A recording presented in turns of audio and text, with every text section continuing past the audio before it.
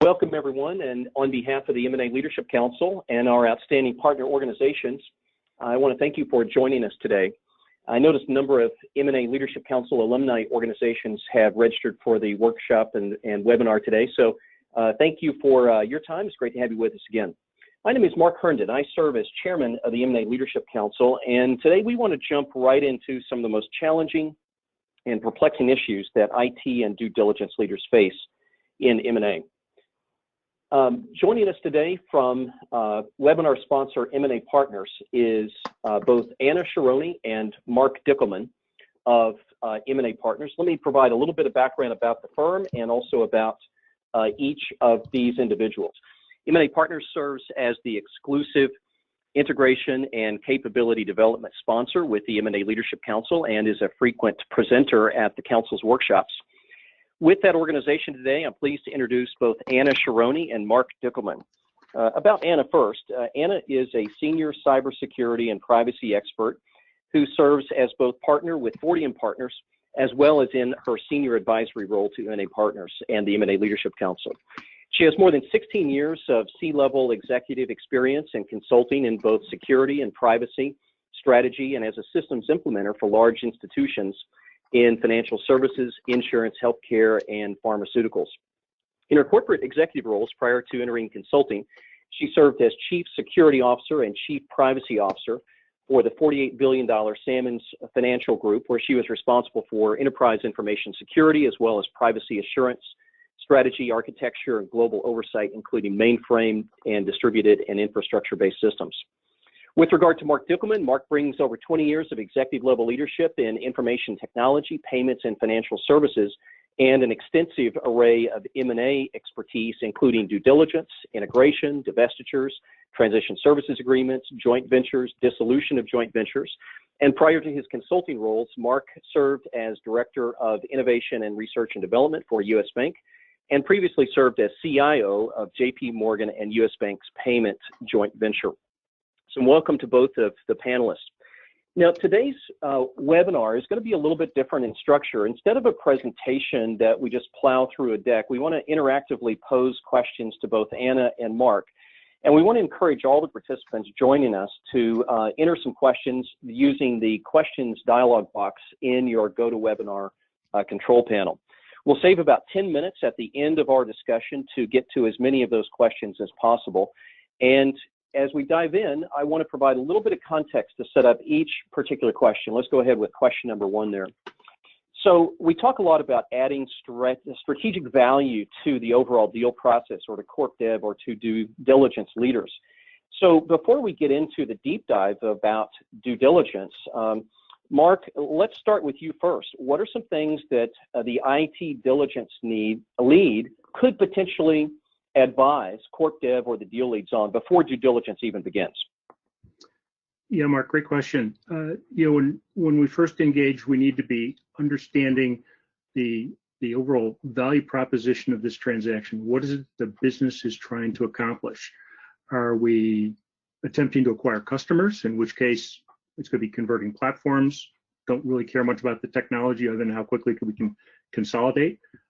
Is it new product, new venture, where this is a de novo activity for the company?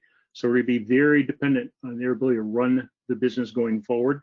So that sort of framing is going to give us a key lens as we look at the transaction and begin understanding both internally what is it going to mean to prepare for, as well as then when we get into examining a potential acquisition and due diligence. And I think the other caveat is you always want to frame up, when we talk about IT, every organization tends to have a unique definition or scope.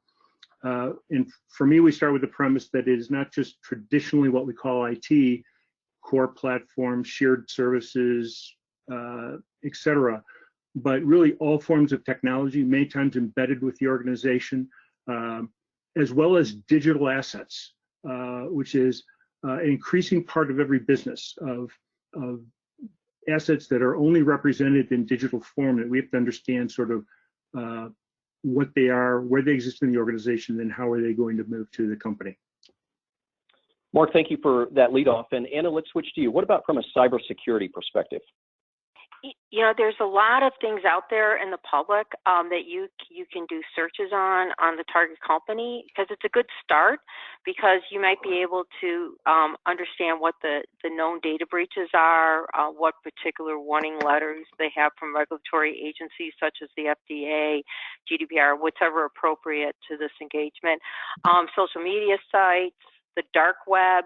And also, if you wanted to, you can engage vendors to assist you on this. You know, there are companies that do security risk scores from the outside. They do scans on companies, and they determine a risk score because of lack of patching or secure coding practices, lack of.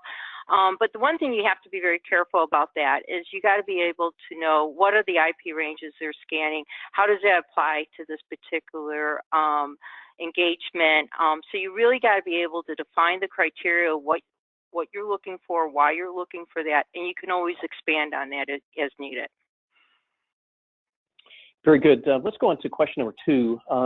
And again, let me provide just some brief context.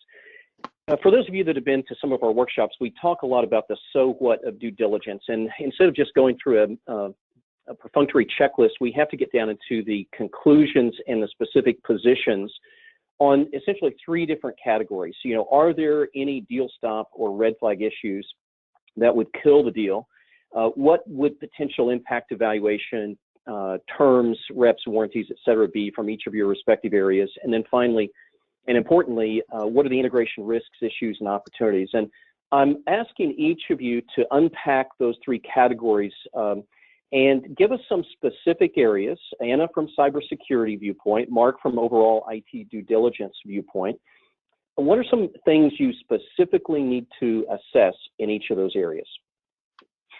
So one of the things is, as you're doing your due diligence cybersecurity, you're going to try to you know, provide information to the corp dev team to know if this is a no-go or a go, or maybe it might be some deal changes that you have to do.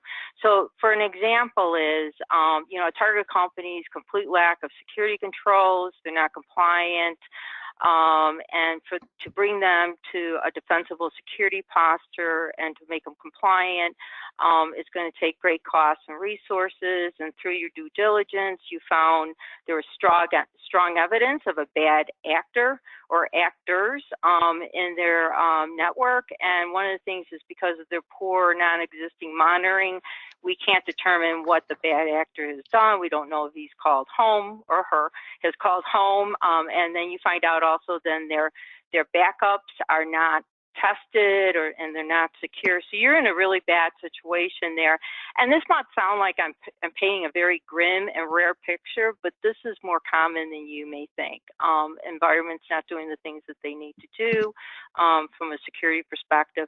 So what happens is, with that, you're going to provide that information to the core dev team, and then they're going to make decisions that this may be a no-go, but they may also want to renegotiate the offer. They may modify some of their terms, and in a case where maybe we're only purchasing part of the company that we're not purchasing may have to agree to a certain percentage of covering the future litigations that may be associated with known and unknown breaches.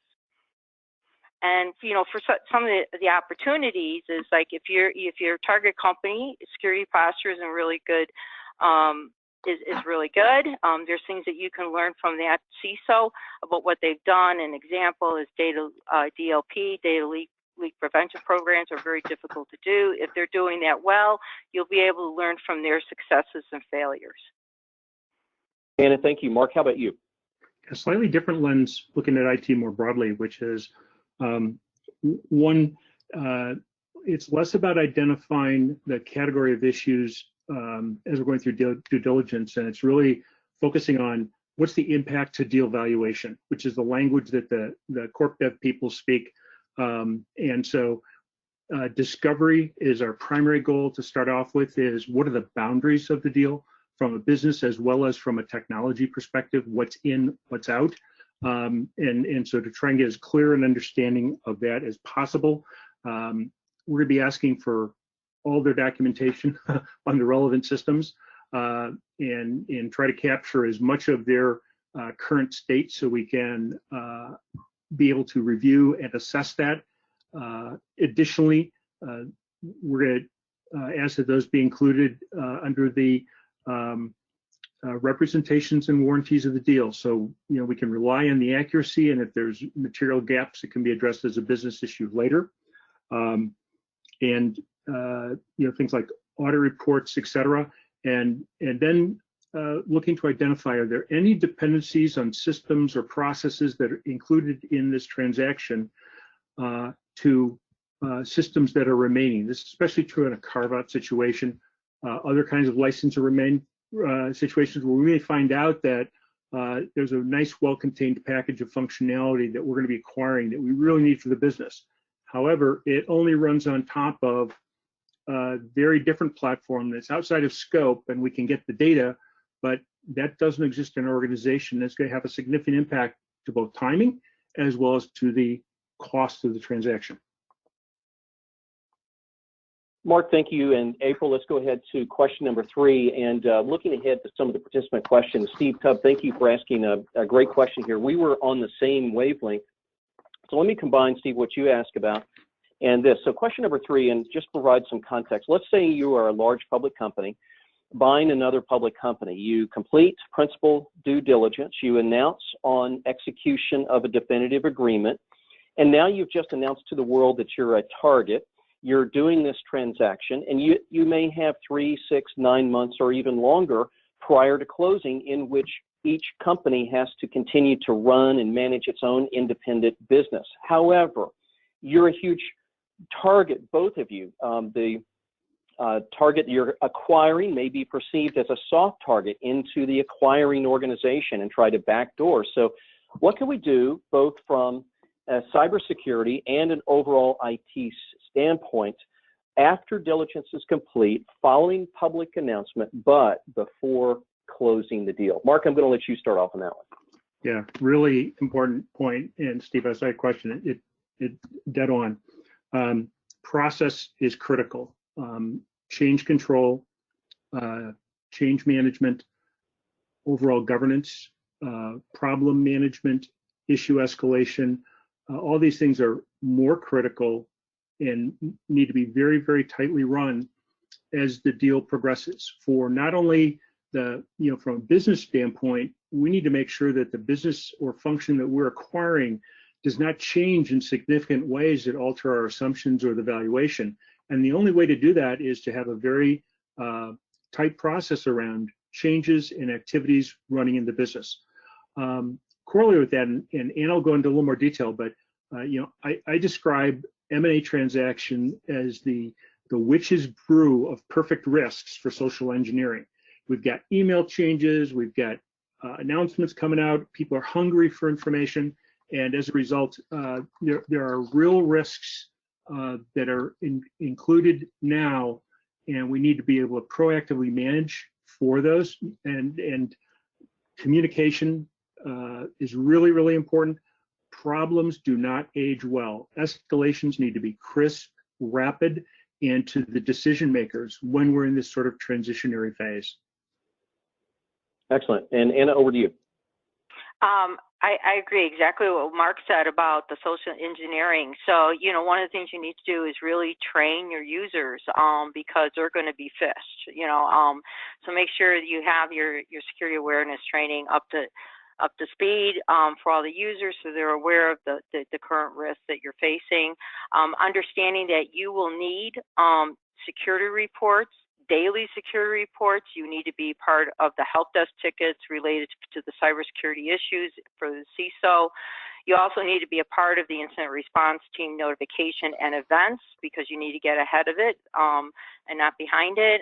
You also need to know the target company cybersecurity insurance policies and the actions that need to be taken because you do have a target on your back at this time, and you're probably prone to a ransomware attack because of all the different moving parts.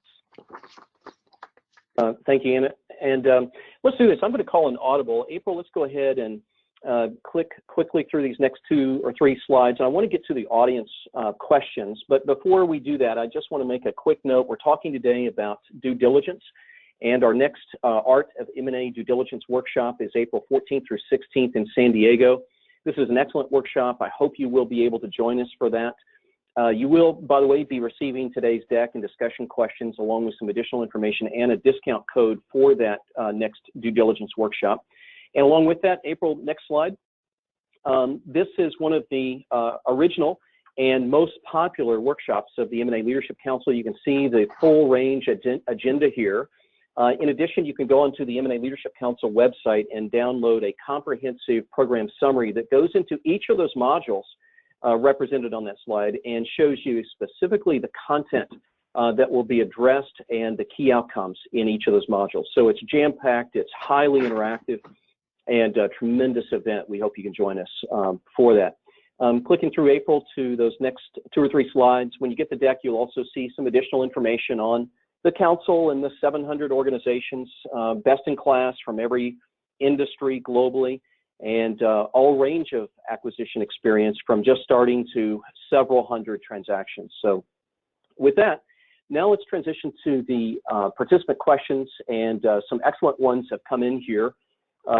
Let me start off with a great question that has come in from Donald, and Ann, I'll point to you on this one first. Going into due diligence, should we just adopt the viewpoint that the target company has already been hacked or breached and they just don't know it yet? Yes, absolutely. You know, Marriott is a perfect example. You know, so Marriott later found out that the intrusion that on Starwood was there for 4 years before they even acquired them, and they ended up paying $120 million to the UK for a GDPR violation. So you need to assume that they've been hacked and breached, and you got to do your due diligence to make sure that you can truly understand and find that comfort level that they haven't. Or if they have, you know, what do you need to do with that? So the other thing is, you know, it's well known that the hackers and the nation state hackers are proactively monitoring M&A activity. And again, like I mentioned before, you know, this is a target on our back. Anna, thank you for that. Couldn't agree more. Mark, I'm going to jump ahead to a question that has just come in from Michael. It'll be a great one to have you address. He says, we're doing a due diligence right now on a target company that is currently moving their IT to the cloud. What are some due diligence best practices and insights to help us assess risks and post-close integration challenges that we may inherit? Very, very common. I think every organization has a move to the cloud somewhere in their plans if they're not already there. What we look for initially is how well do they understand their program? How tight is their own governance and processes over it? You know, similar to one of the previous questions, we want to make sure it's very tightly managed and understood. Not just from, we want to make sure typical system processes and governance are in place, but also the potential for data exposure.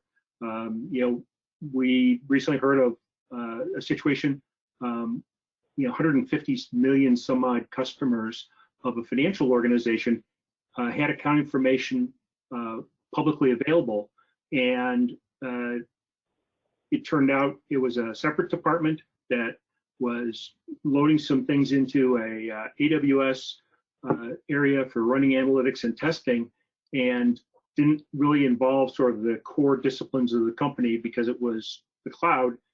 As a result, fairly significant exposure occurred. And so these are the kind of issues we want to make sure that we understand well what's underway already. So it's sort of understanding the broad boundaries, and then specifically how is it being managed and how will we manage that moving forward towards close. You know, one of the last points that's come up in terms of exposure, you know, unrelated to M&A, but it certainly comes in during M&A, is, you know, make sure your executive team and general counsel know what to do if they get a call from the FBI. And you know, there's a number of organizations that don't realize they've got a very helpful call from the FBI to alert them to an activity until it's too late. And so just if you get that call, they're actually trying to be very helpful and can save you a lot of grief. Excellent. Mark, great advice. Thank you for that. I'm going to move now to a question that's just come in from Sarah. Anna, I'm going to direct this your way. You mentioned a moment ago dark web scan. What's the best way to do a dark web scan during a due diligence? It's really dark web searches. So you would actually hire a vendor to do this, right? Because you want someone who has that expertise and the technology to do it right. So when you go out and you're looking at these different vendors to do this, they're going to look for the target company's credentials, usernames, passwords, personal information, confidential documents, customer information, account numbers, social security numbers, just to name a few. And so what's important is as you're vetting these particular vendors, you want to make sure that it's just not their technology they're offering you. They're also offering the human expertise. And this will ensure that you get complete and accurate results. Just because we do a search doesn't mean the information that comes back to us is true, right? So you need to be able to have that expertise. So it's really, it searches on the web for the things that you need to be looking for. And that, I think, really help before formal due diligence is launched. Anna, before you go back to mute, I just saw a question come in from Linda. It's similar, slightly different. What should an acquirer do if the target company is hit with a ransomware attack prior to deal closing? So one of the things you have to be prepared, right? So as I mentioned before, with cybersecurity insurance, you got to understand their cybersecurity insurance. You have to understand, who's covered. Is it your coverage or is it their coverage, or did you need to get coverage in between during the acquisition? Understanding their incident response plans is very important. Making sure your team is trained on their incident response plans and identifying any gaps within that. Because in the ransomware, you have to react quickly, and there's a lot of decisions that had to be decided on before you get hit with the ransomware attack. Because it can be very painful, if your backups aren't in the right place and all those things. So there's a lot of due diligence that you need to do even prior to that. So understanding and being prepared for one and expecting to be hit with one is a good idea. And then you'll be even more prepared. Fantastic. Now, I want to let you know we're going to end right at the bottom of the hour. I think we've got a couple minutes left, so probably time for one more question. If we don't have time to get to all of your questions, please be sure and let us know. We can follow up after the webinar or tomorrow after you see the response that we'll send out from the M&A Leadership Council. But one last question, Mark, let me point it your direction. This comes with a bit of context or background on the situation. Let me just kind of summarize that. This is in from Wendy. She says, we recently participated in an investment banker-led auction process where there was essentially no relevant IT diligence data at all in the virtual data room. And we ultimately got only one brief conference call with the seller's CIO, and that was the entire total of our IT due diligence. So we're trying to capture for our playbook, what are the top 10 most important IT due diligence questions we should ask just in case something like that happens again? And she asked, Mark, what would be some of the top things on your top 10 questions list? Sure, and unfortunately common. Typically what we're going to look for is as much of their documentation of the assets that are involved or required to run the business today. And that's sort of a great boilerplate I touched on earlier, that we need to get that information so we have confidence in terms of what it is we're getting, the level of detail available, make sure that those are all documented. And it's common that you need to ask for more information, so they should be expecting it. And so architecture diagrams, system inventories, audit reports, change logs, trouble tickets, the full range of IT service management and how IT has to run its business, licenses are just some of the kind of quick category list, and it will vary by organization and vary based on the type of transaction that we're performing. All right, Mark, thank you very much. And in light of time, I want to make sure you're off to your next commit this afternoon or this evening, depending on where you're calling from. And I want to thank you again on behalf of all of us at the M&A Leadership Council and partner organization M&A Partners, Anna Sharoni, Mark Dickelman, and myself, Mark Herndon, thanks for joining this webinar, and we look forward to sending you the follow-up information. If we didn't have a chance to get to your questions, I'd welcome an opportunity to open up just a complimentary dialogue with Anna and Mark at your convenience, so we can make sure to respond appropriately to your questions. Again, thanks everybody. Have a great day. Take care now.